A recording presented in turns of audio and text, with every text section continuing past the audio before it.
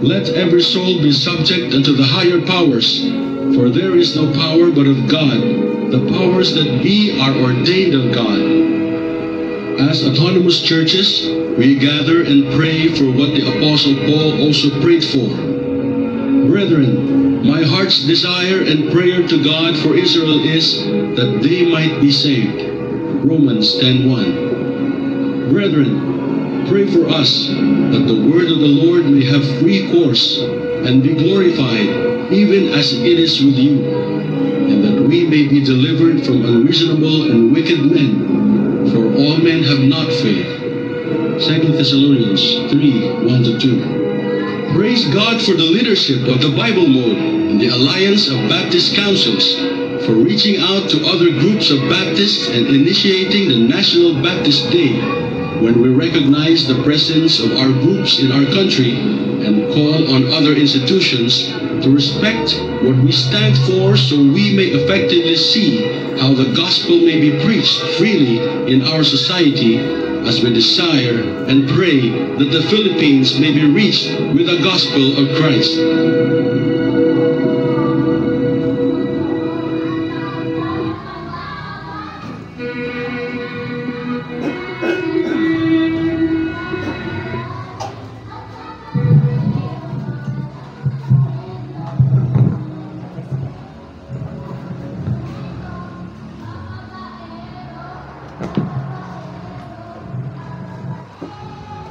Yan, tayo pong lahat ay tumayo. So mga kapatid po, mayaman po ang ating history bilang Baptist. No? Hindi lamang po tayo umusbong na para bang kabuti o para bang tumubo na lang dyan sa tabi-tabi. Hindi. We have a long line of history, mga kapatid, from the first church that was established by Jesus Christ, that was 30 AD. Mga kapatid, yun po yung ating pag-uusapan sa umagang ito. So, hindi ba kayo natutuwa? Meron tayong batas only in the Philippines. Nadaig pa natin ang US.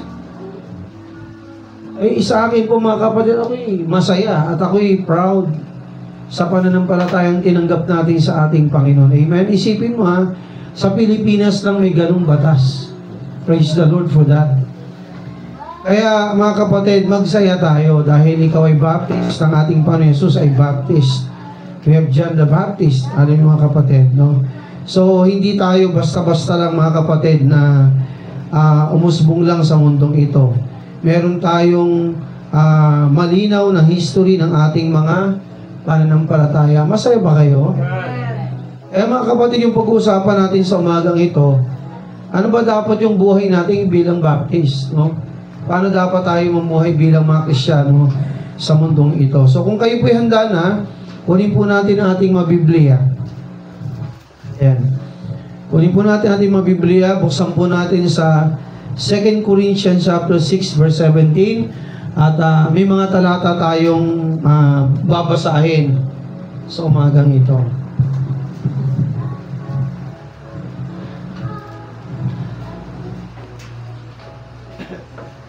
Okay, kung kayo po yung nandyan na, nandito naman ako. 2 Corinthians chapter 6, verse 17. Handa na po ba kayo at nakita na? Kung wala kayong Bible sa ating mga kapatiran sa alin, pero ako ng isang cellphone, pwede mag-live. Okay, no? Kung wala po kayong mga Biblia, meron po tayong kopya sa screen. Ayan, so pwede po tayong sumabay sa pagbabasa. At sabihin nyo lang po kung nandiyan na po kayo. Say amen if you're there. Okay, tayo po'y magbasa. 2 Corinthians chapter 6 verse 17. Okay, basahin po natin sabay-sabay. Ready? Read. Wherefore come out from among them, and be separate, saith the Lord, and touch not the unclean thing, and I will receive you, and I will receive you. Sa Tagalog, kaya nga, magsialis kayo sa kanila, at magsihiwalay kayo, sabi ng Panginoon, at huwag kayong magsihipo ng mga bagay na marumi, at kayo'y aking tatanggapin. So mga kapatid, ito po ay malinaw na paalala sa atin ng Biblia, but paangat na ng konti po. Hanggang dito lang. Malinaw pong paalala sa atin ng Biblia ang mga talatang ito. So may mga bubuksan tayo mga Biblia, ang mga talata sa Biblia. Pero bago yan, tayo po muna ay dumulog sa Diyos sa pamagitan po ng sama-samang pananalangin. Aming Diyos, dakilang Ama, maraming salamat Panginoon sa panibagong umaga, panibagong buhay, panibagong kalakasang bigay mo sa amin. And we praise you, Father, for having that faith coming from you that we are Baptist, Panginoon. At kung pag-aaralan po namin, malalaman lang ng bawat isa maging ng aming bansa, ang history ng Baptist, mga kapatid. And they will admit to themselves that we are on the right faith, Panginoon. Salamat po sa mga naunang Kristyano sa amin. Mula pa sa mga Old Testament believers, from John the Baptist to Jesus Christ, to His disciples and apostles, at sa lahat ng mga Kristyanong matatapat, sapagkat ang mga salita mo ay umabot sa amin, Panginoon. Purihin ka, kami pangunahan po ninyo sa umagang ito, at i-bless niyo po ang bawat maabot ng iyong mga salita. Pagpalaan niyo po mga simbang kagaya po namin may pananampalataya na nanambahan sa isa araw nito. Purihin kang muli. Itong aming dalangin at samo sa ngalan mo, Jesus. Amen. Okay, be seated. Ayan. So, ang ating pananampalatayang Baptist, mga kapatid, ang sabi ng ating Panginoon sa atin bilang mga Kristiyano, na tayo po ay magsialis sa kanila. Sinong kanila? Ang tinutukoy po nitong sa kanila, yung sistema ng mundo, yung gawa po ng mundo. Bilang mga Baptist, mga kapatid, tayo po ay pinapahiwalay ng Panginoon sa mga gawang iyon. At sabi nga rin ng Panginoon, touch not the unclean thing. Huwag nating hipuin ang mga maruming bagay, and I will receive you, sabi ng Panginoon, kay aking tatanggapin. Okay, dito tayo, no? So, balikan natin yung ating pananampalataya bilang Baptist according to the Word of God sa Bible. Okay. Sabi sa John, sa Matthew chapter 3 verse 1, kung kayo po'y makakasunod, basahin niyo po ito sa inyong mga mata, sabayan niyo po ako. Ano pong sabi diyan? In those days came John the Baptist preaching in the wilderness of Judea, sa wikang Tagalog, at ng mga araw na yun ay dumating si Juan Bautista na nangangaral sa ilang ng Judea, na nagsasabi, saying, repent ye, for the kingdom of heaven is at hand. Mangagsisi kayo sapagat malapit na ang kaharian ng langit. Mga kapatid, ever since, from the beginning, it was John the Baptist who preached repentance for the unsaved. Amen? He preached, mga kapatid, heartfully doon sa ilang ng Judea, ang salitang magsisi na kayo. Alam niyo ba, yun din pong mensahe ni Kristo nung siya'y nagministeryo na? Magsisi na kayo sapagat narito na ang kaharian ng Diyos. So tayo po bilang Baptist, mga kapatid, we've been known, maging sa ating bansa, when it comes to evangelism, sa pagbabahagi po ng gospel, na wala pong ibang institusyon. Tayo lamang po, mga kapatid, ang may contribution na ganito. And praise God for that. Amen? Bago pa pumasok sa Pilipinas yung ibang mga sekta, mga kapatid, mapapansin nyo, nandun na yung ating history. 1900s. Malinaw yun. But long before that, mga kapatid, existing na po ang pananampalatayang Baptist sa buong mundo nung time na yun. And praise God, sa mga puti, sa mga foreigner, na ginamit ng Panginoon upang salita ng Diyos ay maabot po tayo. Amen? Salamat po sa mga Amerikanong sundalo, talaga sila ng US, pinadala sa atin dito. Pagdating dito, mga kapatid, abay nakita nilang ang Pilipino, sakop ng ibang lahi, inaalipin tayo. Hindi kilala ang pangalang Kristo, yung Kristong tunay na nagliligtas. Salamat, nung sila'y bumalik ng ibang bansa, at bumalik uli ng Pilipinas, hindi na baril ang kanilang daladala, kundi ang Biblia, ang John 3:16. Amen? Na mahal ng Diyos ang mga Pilipino. Okay, so balikan natin sa una pa lang, mga kapatid, nahayag na rito sa Matthew chapter 1, pagkatapos po ng genealogy ni Jesus, mga kapatid, yung kwento ng kanyang buhay, kung saan siya nagsimula, mga ninuno ng ating panusalaman. Mga kapatid, alam niyo ba si John the Baptist ay pinsan ni Jesus sa laman? Sapagkat si Maria at si Elizabeth ay magpinsan. At si John the Baptist, if I'm not mistaken, siya po ay mas matanda ng 3 or 6 months kay Jesus? Oo, mga kapatid. Sapagkat unang binisita ng anghel si Elizabeth bago si Maria. Okay. So, ano sabi ni John the Baptist? Saying, repent, for the kingdom of heaven is at hand. Sabi sa verse 3, for this is he that was spoken of by the prophet Isaiah, saying, the voice of one crying in the wilderness, prepare ye the way of the Lord, make his path straight. So, who is the one, mga kapatid? Crying in the wilderness, saying, repent, for the kingdom of the Lord is at hand. It was John the Baptist.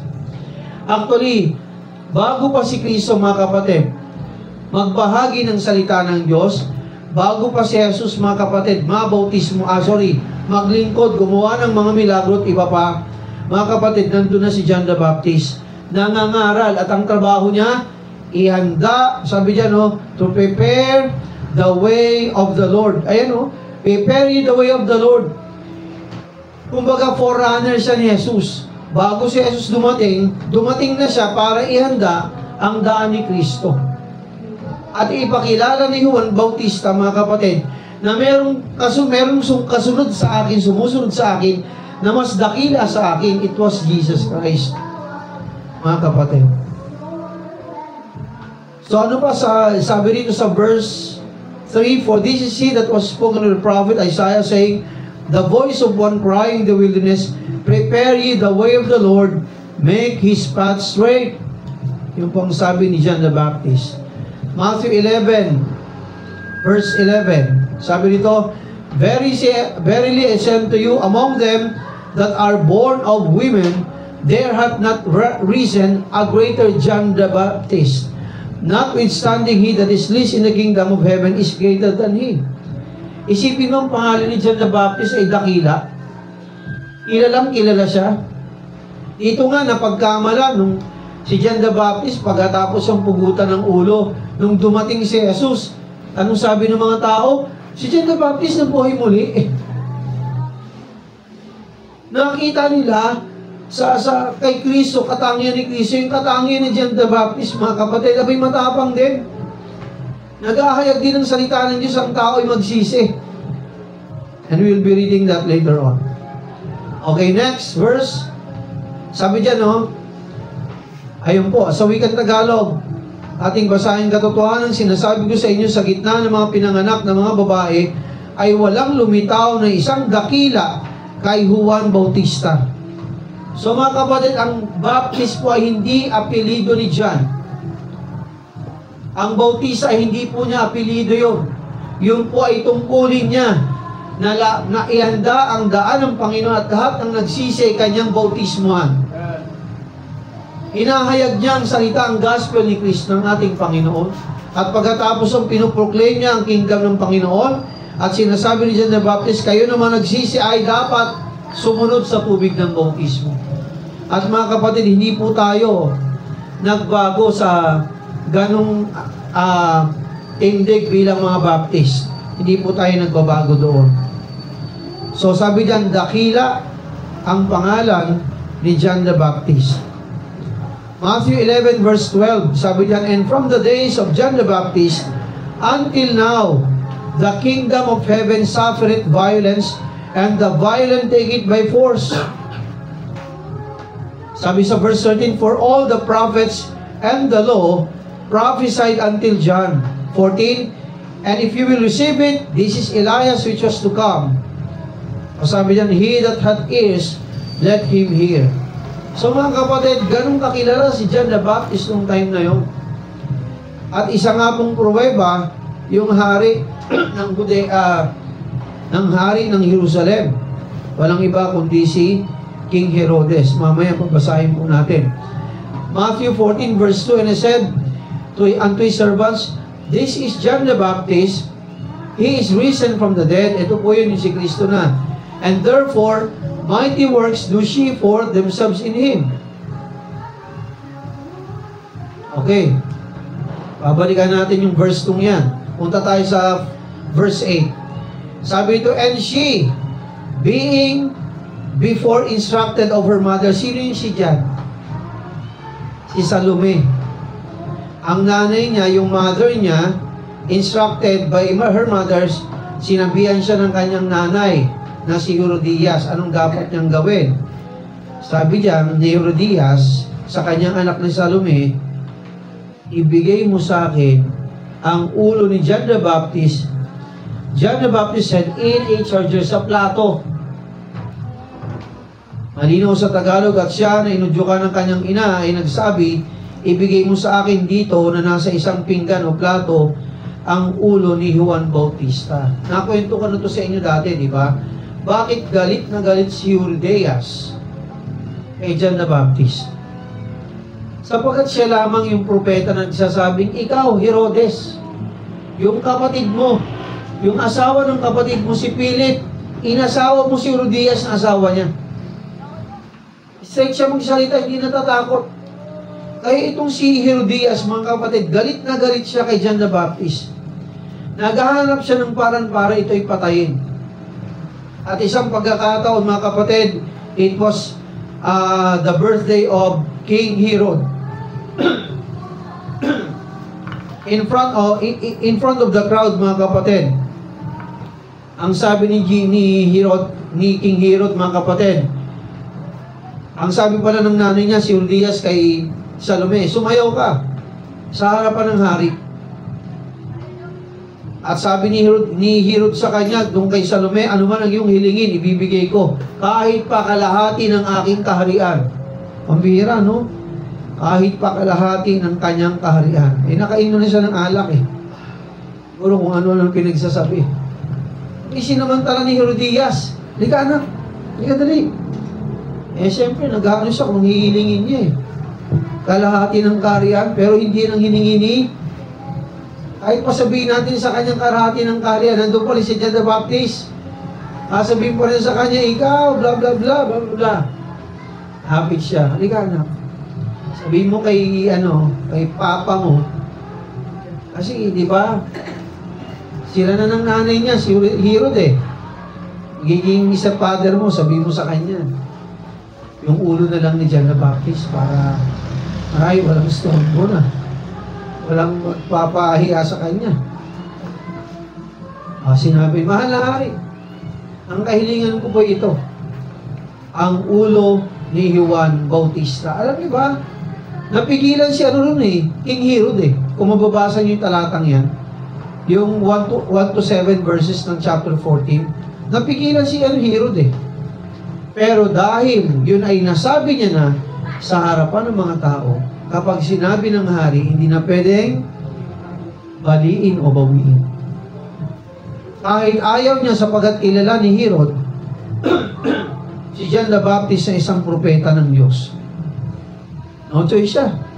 Okay, sige, mga berdugo, pugutin ang ulo ni John the Baptist, ilagay sa plato, at ibigay sa akin. Namatay na si John the Baptist, tama, pinugutan na ng ulo. Eto ngayon. Sabi ni Jesus, okay, pagkatapos namatay ni John the Baptist, diba nabautismo niya na si Kristo? Anong mensahe ni John the Baptist? Magsisi kayo, magsisi kayo. Ngayon si John the Baptist ay nawala na, eto na ngayon si Kristo. Ang sigaw din ni Jesus, magsisi kayo sapagkat narito na ang kaharian ng Diyos. Ano sabi ng mga tao? John the Baptist is risen from the dead. Si John the Baptist ay nabuhay muli sa pamagitan ni Kristo. Mga kapatid, ganun siya katanyag, mga kapatid.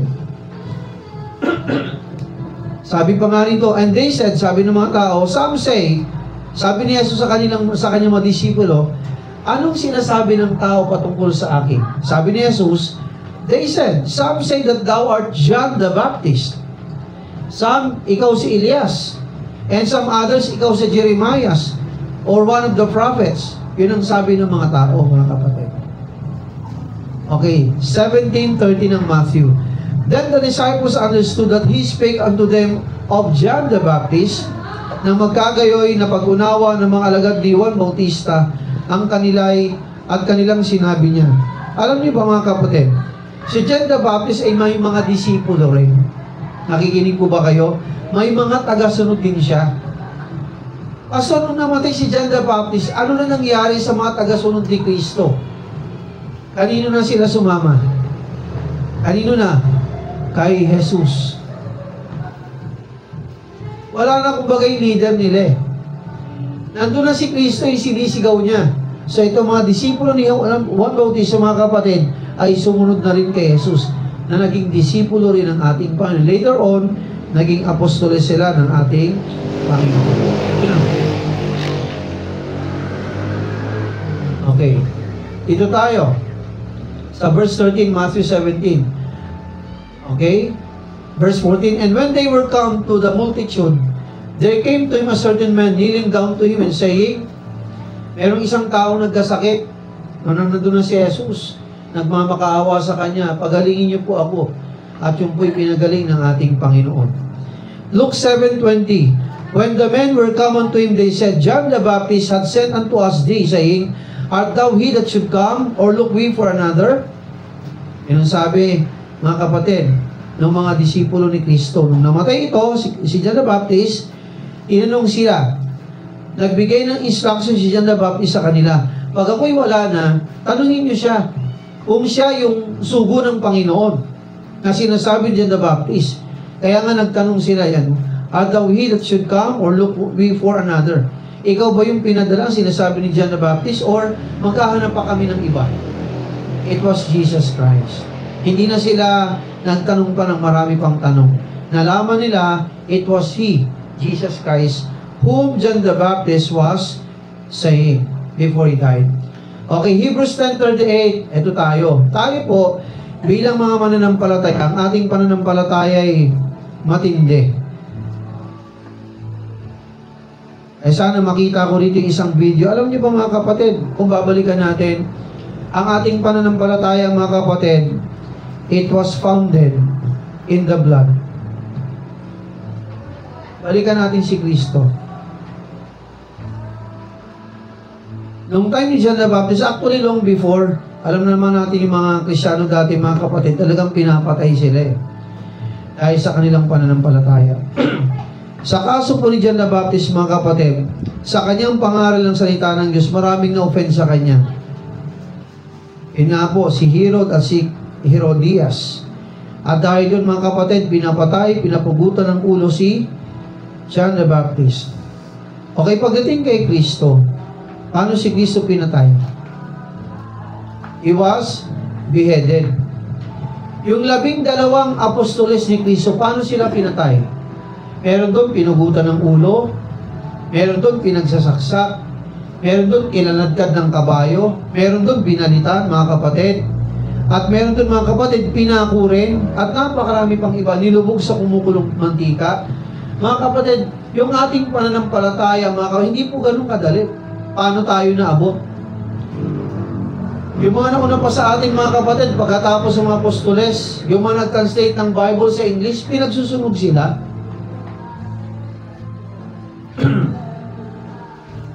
Sila po'y sinunog. Hindi ko lang, kung high frame, makita ko yung napaka-exing video ito. Pakita ko lang po sa inyo kung ano natin, kung paano po pinatay ang ang mga nauna sa atin.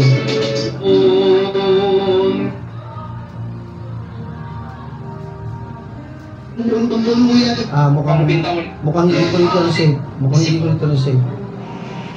Let me try lang, para maipakita ko lang po sa inyo. Ang mabilisan lang.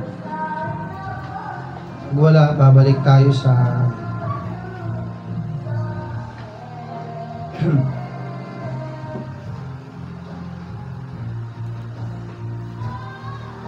ang ating pananampalataya, mga kapatid, ito po ay kumbaga nabuno sa dugo. Ang pundasyon nito, mga kapatid, ay grabe. Nakakalunos-lunos, mga kapatid, yung mga nauna sa ating mananampalataya.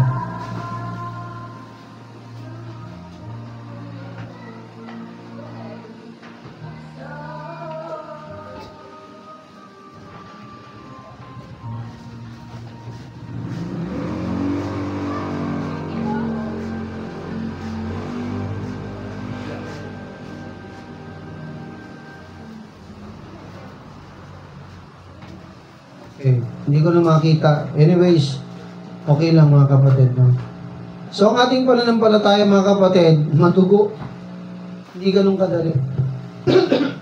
Yung dating pagkakaalam ko na yung mga tunay na Kristiyano ang umapatay sa mga hindi. Katoliko tayo eh. Yun ang turo sa amin.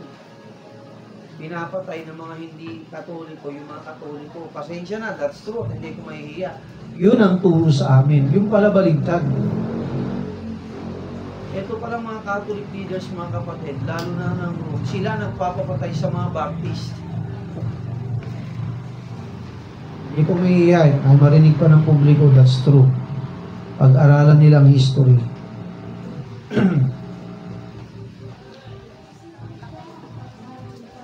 Okay, dito tayo. Balikan natin yung kanina.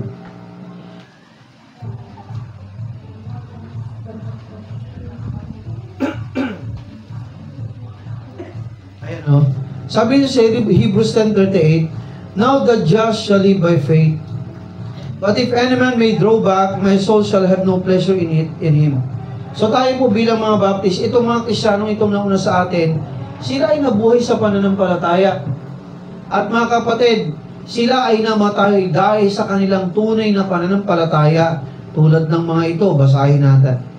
Sabi sa verse 1, now faith is a substance of things hoped for, the evidence of things not seen. Ngayon, ang pananampalataya ay siyang kapanatagan ng mga bagay na hinihintay at ang katunayan ng mga bagay na hindi nakikita. Sabi sa verse 2, for by it, the elders obtain good report, sapagkat sa pamamagitan nito, ang mga nauna sa atin, mga matatanda, ay sinaksihan ang mga ito.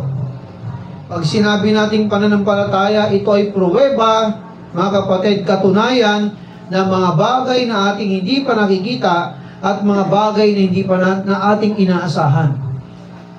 Katulad ng Diyos, nakita mo ba ang Diyos? Hindi, pero naniniwala tayo ng pananampalataya. Nakita mo na ba ang langit? Hindi pa, pero sabi ng Bible, kaya kami naniniwala, yun ang pananampalataya. Hindi mo na kailangang makita para maniwala ka.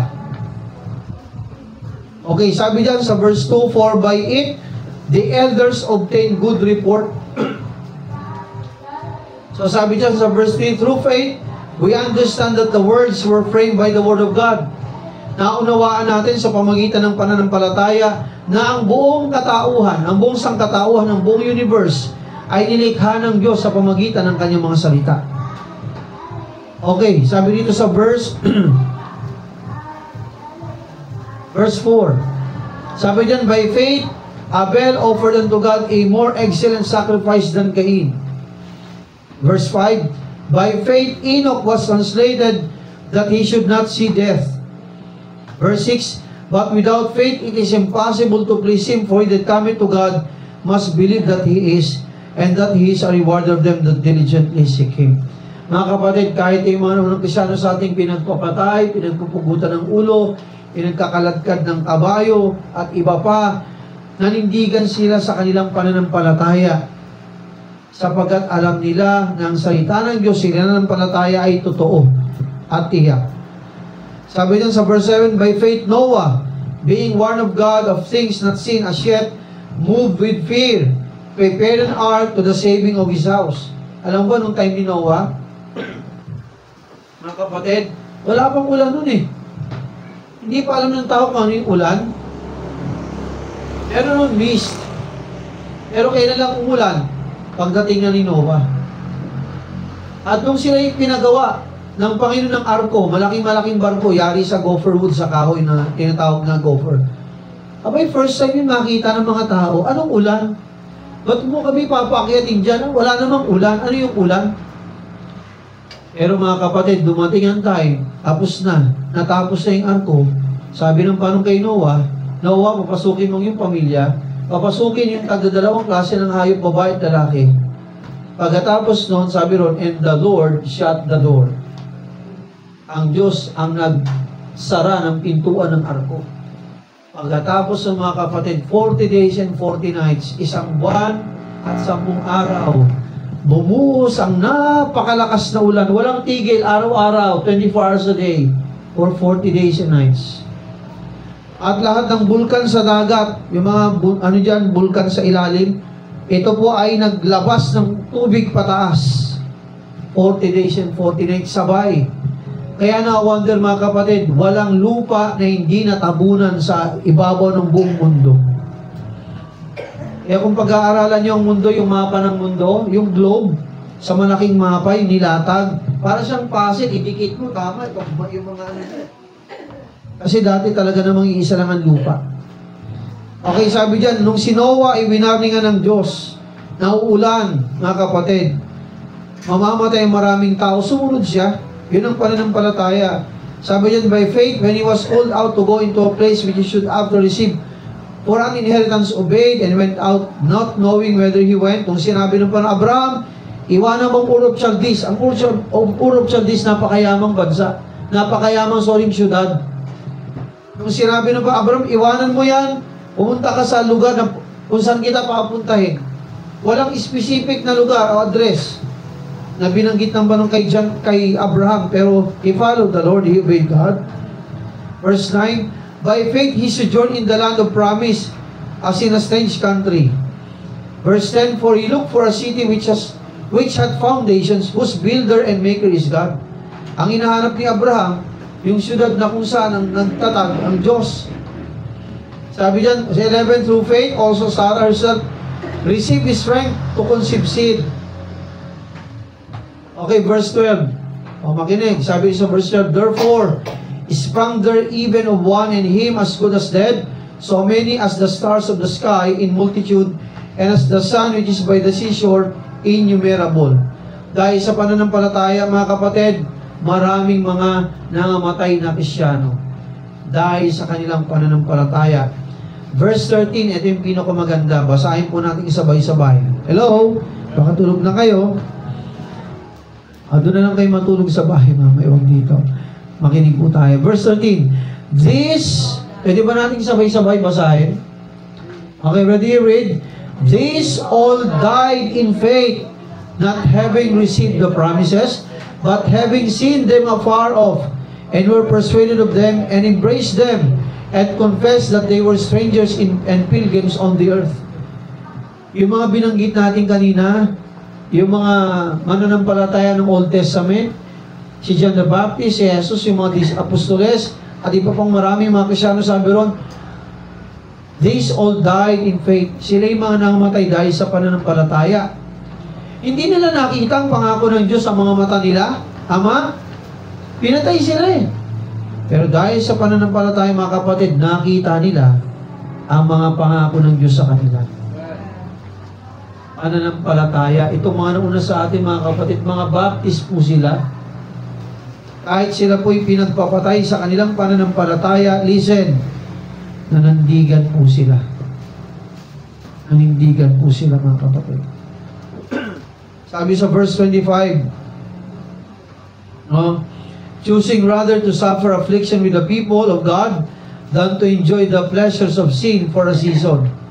Na pinili pang siyang talampasanin na kasamang tampalasanin o matamasa na kasamang bayan ng Diyos kaysa magtamo ng nagsisikupas na kaligayahan sa pagkakasala.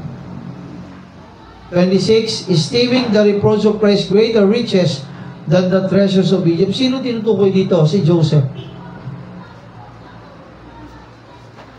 Kahit nga si Moses, di ba? Magiging siyang next to Pharaoh nung time na yon.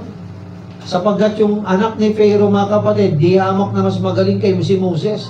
Naalala nyo nung siya'y dinampot ng prinsesa sa ilog, sa Nile River, at sino nagbigay ng pangalan kay Moses na pangalan sa bata? Yung prinsesa. Ibig sabihin ng Moses, drawn out, kinuha mula sa tubig from the water. Abay, sa galing, sa lakas, sa abilidad, magaling si Moses. Naumusan pa nga niya yung anak ng prinsesa eh. Mga kapatid eh. Ng Pharaoh. Pero sabi rin ito yung pinagpalit ni Moses alang-alang sa mga tao ng Diyos. Amen? Sa mga pinili ng ating Panginoon. Okay. Acts 26 verse 25. But he said, I am not mad, most noble Festus, but speak forth the words of truth and soberness. Yung mga Kristyano, minsan napagkakamalan tayo mga ganun eh. Diba kahit si John the Baptist, baliw na yan. Ibig mo mamamatay sa kanilang pananampalataya, mga baliw yan. Yung mga naunang Kristyano sa atin, mga natanggalan na siguro ng tornilyo, may mga tornilyo sa utak nila na ewan. Alam niyo mga kapatid, tayo po ay sinasabihan ng ganyan ng mundo. Mga siraulo. Pero bansagan man tayo ng mga taong siraulo, tayo naman ay kay Kristo. Amen? Magtawa sila ngayon, pero sa susunod, sila ang hahalakhakan ng Panginoon. Tatapos sinabi ni Pablo, hindi ako ulul, sabi ni Pablo, kagalang-galang na Festo, kundi nagsasalita ako ng mga salitang katotohanan at kahinahunan. So pati si Pablo, sinabihin ng ulul ni Festo. Okay. Sabi sa Philippians 4:8, dito tayo magtatapos sa 2 talata. Sabi diyan, finally, brethren, basahin po natin sabay-sabay, samahan niyo po ako. Ready? Read. Finally, brethren, whatsoever things are true, whatsoever things are honest, whatsoever things are just, whatsoever things are pure, whatsoever things are lovely, whatsoever things are of good report, if there be any virtue, and if there be any praise, think on these things. Sa wikang Tagalog, mga kapatid, hindi ko na Tagalogin, nandiyan eh. Hindi natin basahin Tagalog. Sabi niya, kaya nga katapusan mga kapatid, sabi ni Apostol Pablo, anumang bagay ang totoo. Ito, ibig sabihin to, hindi pamumuhay natin. Ano dapat ang buhay natin bilang Baptist? Makinig po. Ang tamaan, bukol. Ano dapat ang buhay natin bilang mga Baptist? Sabi nito, mga kapatid, sinasabi ko sa inyo, anumang mga bagay ang totoo, ipamuhay nyo. Hello? Anumang bagay ang totoo mula sa salita ng Diyos, ipamuhay natin. Nakakalungkot, Baptist tayo, tapos yung buhay natin para tayo mga hindi Kristyano. Walang pagkakaiba sa hindi Kristyano. Nakakahiya ka. Ano pa? Anumang bagay ang honest, katotohanan. Mga bagay na walang pagsisinungaling. Dapat yun yung ating buhay. Hello? Ano mga bagay ang matuwid? Lahat ng gagawin mo, matuwid ba ito?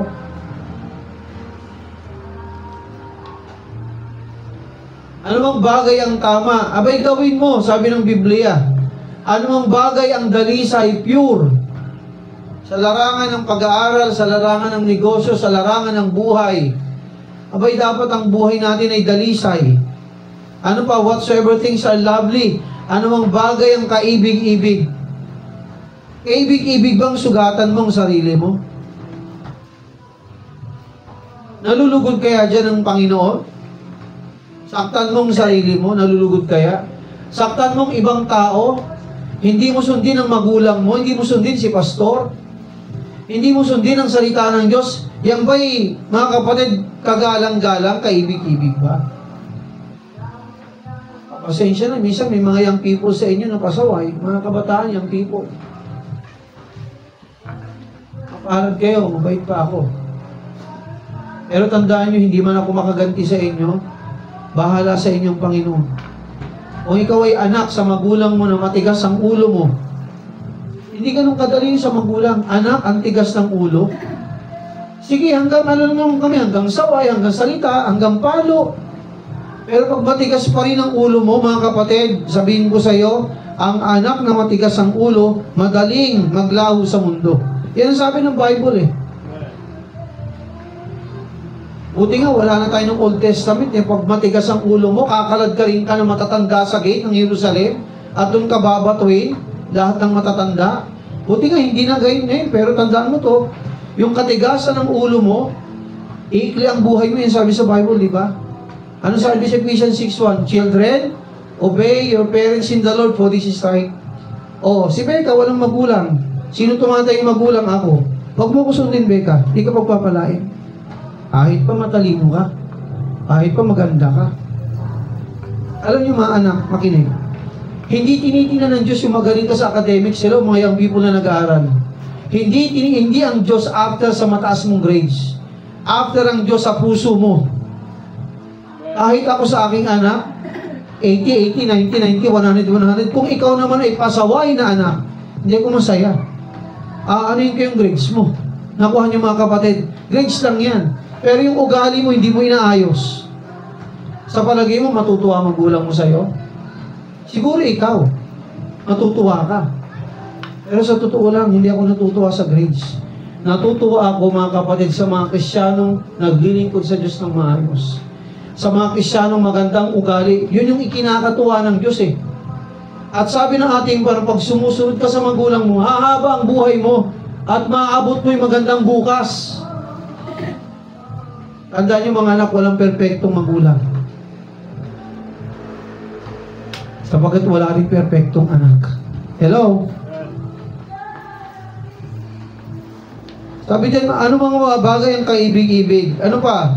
Ano mga bagay ang may magandang report? Testimony. O tayo mga magulang, hindi lang ating mga anak, pati kayo po. Abay sa trabaho natin, pagbutihan natin. Sa lahat ng ating mga ginagawa, pagbutihan po natin. Ano pa? Sa trabaho lang ba, pastor? Sa pamilya lang ba? Lalo pa sa buhay bilang Kristiyano. Abay maglingkod tayo sa Diyos ng maayos. Amen? Hello? Amen. Hindi ka lang nabuhay sa mundo para ibubuhayin ng pamilya mo. Nabubuhay tayo sa mundo para sambahin at paglingkuran ng ating Diyos. Yan ang Baptist. Sabi niya, if there be any virtue, and if there be any praise, think on these things. Sa mga magagandang bagay na yan, sabi ng Panginoon, kung yan ay katotohanan, kaibig-ibig, matuwid, banal, dalisay, kalugod-lugod sa harapan ng Diyos, may magandang patotoo, yun ang pakaisipin mo. Bago ka gumawa ng pasya, tama ba to? Tama bang sagutin ko ang magulang ng kabalang ko? Hello? Tama bang dayain ko yung oras sa trabaho? Tama bang hindi ako maglingkod sa Diyos samantalang yung iba'y naglilingkod? Tama bang hindi ko sumuporta sa gawain ng Panginoon? Hindi ko magbigay, hindi ko mag-soul winning, hindi ko tumulong sa mga gawain ng simbahan? Tama ba yun? Eh sabi ng Panginoon, ano bang dapat nating buhay bilang mga Kristiyano, bilang Baptist? Sa Tagalog, katapos-tapusan, mga kapatid, anumang bagay ang katotohanan, anumang mga bagay ang kagalang-galang, anumang bagay na matuwid, anumang bagay na malinis, anumang bagay na kaibig-ibig, anumang bagay na mabuting ulat, anumang bagay, kung may kagalingan, at kung may anumang kapurihan, ay isipin ninyo mga bagay na ito. Hello mga kapatid, nawa bilang Baptist, makinig. Huwag nawa sana tayong pulaan ng maraming tao. Hello mga kapatid, huwag nawa tayo sana pulaan. Sa simbahan, nakaayos ka. Pagdating sa school, yung suot mo, mukhang hindi ka Kristiyano. Eh kasi pastor, nakakahiya. Kinakahiya mong Kristiyano ka? Hello? Kung kinakahiya mo yung pagiging Kristiyano mo, kinakahiya mo yung pananampalataya mo. Kaya anong sabi ng dulo ng Biblia? Mga kapatid, anong sabi nito? Those things which have both learned and received and heard and seen in me, do, and God of peace shall be with you. Yung mga narinig yung mga bagay, natutunan mula sa salita ng Diyos, tinanggap mula sa salita ng Diyos, napakinggan mula sa salita ng Diyos, nakita niyo sa akin, mula sa salita ng Diyos, ano sabi ng Bible? Gawin niyo. At ang Diyos ng kapayapaan ay sasainyo. Okay. Uling 2 talata. Sabi nito, for therein is the righteousness of God revealed from faith to faith. As it is written, the just shall live by faith. Listen mga kapatid. Kaya nga sabi diyan, ang katuwiran ng kabanalan ng Diyos ay nahahayag sa pamagitan ng pananampalataya sa pananampalataya. Kaya tayo bilang Kristiyano, ano dapat ang ating buhay? Sabi diyan, tayo mga Kristiyano, we shall live by faith. Amen? Tayo po ay mabuhay sa pananampalataya. At huwag tayong tutulad sa buhay ng mga walang takot sa Diyos. Huling talata as we close. Sabayan niyo po akong basahin. 2 Corinthians 6:17. Okay, ready? Basahin po natin. Wherefore, come out from among them, and be separate, said the Lord. And touch not the unclean thing, and I will receive you. So, wikang Tagalog, magsialis kayo sa kanila, magsihiwalay kayo, sabi ng Panginoon, at huwag kayong magsihipo ng mga bagay na marumi, at kayo'y aking tatanggapin. Oh, listen, mga magulang. Huwag niyo sabihin si Pastor, tinitira na naman ako. Kung yung bisyo ay nasa iyo pa, mahiya ka. Mahiya ka kay Kristo. Kung may mga ugali pa tayong hindi maganda, pagiging mataray, pagiging chismoso, chismosa, makinig, pagiging matigas ang ulo, pasaway, palasagot, palakatwiran, hindi ka sumusunod, wala kang pagkapasakop, bay mahiya ka. Ano sabi ng Panginoon? Hindi dapat makita sa atin yung mga ganong attitude. Hello? Hindi ka pagpapalain ng Panginoon. I tell you. Pag nakikita sa atin yung mga ganong gawin na hindi maganda, abay, hindi po tayo pagpapalain ng ating Panginoon. Sapagkat sabi ng Biblia, dapat makita sa atin ang buhay na malinis, buhay na maayos, buhay na matuwid. So, ulitin ko po, no? Sabi po rito sa talata, 2 Corinthians 6:17, Romans 1:17. Ayan, no? Dito tayo magtatapos. Sa Philippians 4:8. Okay, basahin po natin ang English at Tagalog. So, ano dapat ang makita sa ating buhay bilang mga Kristiyano? Sabi rito, finally, brethren, sabay niyo po ako magbasa. Huling talata po ito. Philippians 4:8, ready, read. Finally, brethren, whatsoever things are true, whatsoever things are honest, whatsoever things are just, whatsoever things are pure, whatsoever things are lovely, whatsoever things are of good report, if there be any virtue, and if there be any praise, think on these things. Sa wikang Tagalog. Kaya nga mga kapatid, sabi dito, no, katapos-tapusan mga kapatid, anumang bagay na katotohanan, anumang mga bagay na may, anumang bagay ang tagalang-galang, anumang bagay na matuwid, anumang bagay na malinis, anumang bagay na kaibig-ibig, anumang bagay na may mabuting ulat, kung may anumang kagalingan, kung may anumang kapurihan, ay isipin ninyo ang mga bagay na ito. So sa atin po bilang mga Kristiyano, abay yung ating mga buhay dapat nating ayusin. Hello? Di ba tayo mga magulang, gusto natin maging maganda yung buhay ng ating mga anak? Sino sa mga magulang yung gusto niya, yung mapariwar ang anak niya? Di ba wala? Abay, ganun din ang ating Diyos. Nais lang pa ng mga kapatid ang ating buhay maging maayos bilang mga anak ng Diyos. So mga kapatid, hindi dapat makita sa atin yung buhay na para bang hindi tayo mga Kristiyano. Amen? Para bang wala tayong natutunan sa Biblia. Para bang hindi mo nakilala si Kristo. Nakuha niyo mga kapatid. Kaya nga sabi ng Panginoon, abay, umalis tayo sa kanila. Huwag nating gawin yung ginagawa ng sanlibutan. Huwag nating ibuhay yung buhay na para bang hindi natin nakilala si Kristo. Dapat ayusin po natin ang ating mabuhay. Panatiliin tong malinis, dalisay, banal, kaaya-aya sa harapan ng ating At huwag kang ahawak ng maruming bagay. Kasi marurumihan ka eh. Masisira ang ating patotoo bilang mga Kristiyano. Okay? So tayo pong lahat ay tumayo. Manalangin po tayo. Let us all stand. Let us have a word of prayer. Aming Ama, Diyos naming banal, maraming salamat, Panginoon, sa umaga pong ito. Salamat, Panginoon, sapagat yung pananampalataya na tinanggap namin mula sa iyo ay aming natanggap sa panahon ito.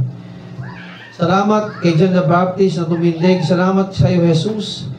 Salamat po sa mga disipulo, apostoles, mga naunang Kristiyano sa amin. Bagaman sila ay binawian ng buhay pero naging matatag sila sa pananampalataya. Lord, dalangin ko, manindigan po rin kami bilang mga Baptist sa aming pananampalataya. Sapagkat napakayaman po ng aming heritage, napakayaman po ng aming history. It was founded in the blood, Panginoon, at hindi naging hadlang kahit pang kamatayan sa mga naunang Kristyano upang itindig nilang kanilang pananampalataya at sila po'y mamuhay sa iyo. Tulungan mo nga po kami, Panginoon, piliin po namin mamuhay ng malinis, matuwid, banal, kaibig-ibig sa mundong ito. Humiwalay kami sa gawang masama. Humiwalay kami sa buhay na marumi. Pagkus mamuhay po kami sa katuwiran at kalooban po ninyo. Tulungan mo nga po kami, Panginoon, sa taong 2025, ipamuhay po namin ang iyong mga salita, ang iyong kabanalan, Panginoon. Okay, habang nakayukot nakapikit, ang bawat isa. Sa ating mga kapatiran, sa ating Panginoon, nais ng Diyos, mga kapatid, na tayo po ay mamuhay sa katwiran. Nais ng Panginoon, mga kapatid, ng ating buhay, ipamuhay natin kay Kristo. Amen? Huwag tayong mamuhay na para bang hindi tayo mga Kristyano. Huwag tayong mamuhay na para bang wala tayong natutunan sa Biblia. Abay, mamuhay tayo ayon sa kalooban ng ating Panginoon. Salamat tayo bilang mga Baptist, mga kapatid, for 125 years dito sa Pilipinas. Umabot tayo sa ganung taon sa Pilipinas, 125th year sa ating pananampalataya bilang Baptist. Pero long before that, mga kapatid, mga nauna sa ating mga mananampalataya, binigay nilang kanilang mga buhay sa ating Panginoon just to stand and stood for the faith. Dalangin ko, mga kapatid, tayo rin po, ingatan natin ang ating mga buhay sa araw-araw. Amen? Ingatan po natin ang ating mga gawi. Ingatan po natin ang ating mga patutuo. Sapagkat, mga kapatid, tayo po ay mga pinili ng Diyos. Amen? Tayo po ay mapalad. Ginawa niya tayong mga anak niya. So, habang nakiyukot ng kapigit ang bawat isa, dalangin ko, kung ating mga sarili ay hindi tayo namumuhay na para bang wala tayo kay Kristo, sabay ayusin natin yan. Amen? Kung ikaw ay namumuhay ng sala, sabay, hindi pa naman uling lahat para ayusin mong buhay mo sa harapan ng Diyos. Nais ng ating mga kapatid, ayusin natin ang ating mga lakad, ayusin natin ang ating mga buhay, ayusin natin ang ating mga gawi sa harapan ng ating Panginoon.